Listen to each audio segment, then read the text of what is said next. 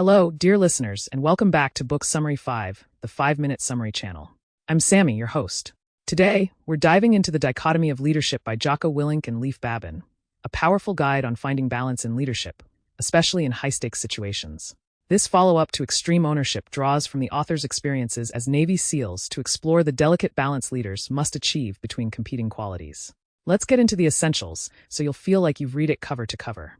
Willink and Babin introduce the concept of dichotomies in leadership, where leaders must find a middle ground between opposing forces. For example, they emphasize that a great leader should be both confident and humble, decisive yet flexible, and strong yet willing to ask for help. The authors argue that too much emphasis on one quality without the other can lead to failure. They use their SEAL training and battlefield experiences as examples, revealing how they learned these principles under extreme pressure. The book is divided into 3 main sections: balancing people, balancing the mission, and balancing yourself. Each section addresses specific challenges leaders face and provides practical guidance for managing these dualities. Willink and Babin illustrate their points with real-life combat stories and then translate these lessons into principles that can be applied in any setting, from corporate teams to personal relationships. In the first section, Balancing People, the authors discuss the need to balance being a leader and a follower.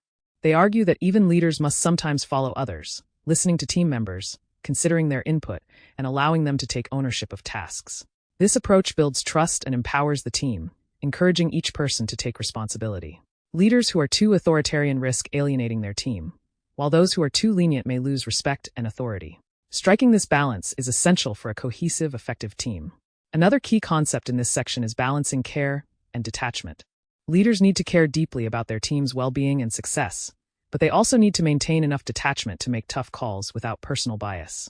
Willink and Babin share stories from their time in combat, where they had to make life-and-death decisions.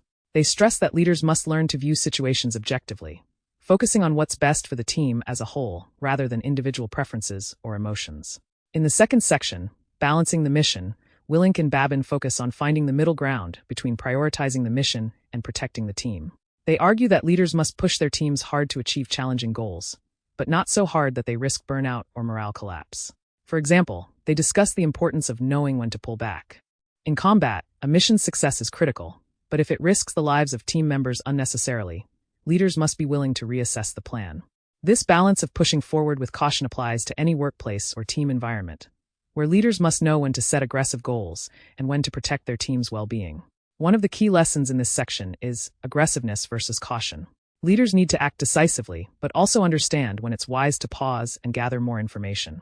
Willink and Babin explain that a leader who is overly aggressive may miss critical details, while a leader who is overly cautious may be too slow to seize opportunities. Their stories from SEAL missions illustrate the necessity of balancing these traits, emphasizing that a leader must read the situation, weigh risks, and take appropriate action without hesitation or recklessness. In the third and final section, Balancing Yourself, the authors shift focus to the internal balance every leader must maintain. Here, they talk about the importance of balancing confidence with humility. Confidence is essential for decision-making, but humility allows leaders to recognize their limitations, ask for help, and seek advice. Leaders who lack confidence may hesitate or second-guess themselves, while those who lack humility can make mistakes due to overconfidence. By embracing both, leaders can make more balanced, thoughtful decisions. Willink and Babin also emphasize the need for leaders to balance discipline with adaptability. Discipline provides structure and consistency, which is critical for achieving goals, but adaptability allows leaders to respond to unexpected changes. In their SEAL training, the authors were taught that no plan survives contact with the enemy, and the same is true in any field, whether it's a shift in the market, a change in team dynamics, or unforeseen challenges. Leaders who can maintain structure, but also pivot when necessary, are best equipped to guide their teams through uncertainty. A recurring theme throughout the dichotomy of leadership is the need for self-awareness.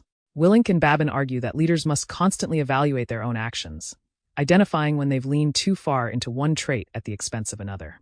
They describe leadership as a continuous process of fine-tuning, where a leader must learn from both successes and mistakes.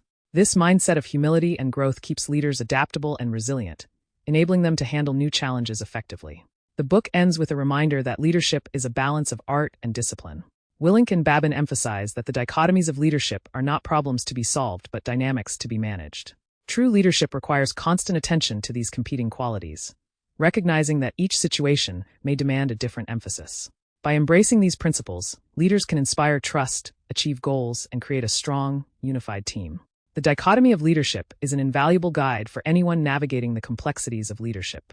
Willink and Babin's real-world insights and practical examples offer a balanced approach to achieving success without sacrificing integrity or team cohesion.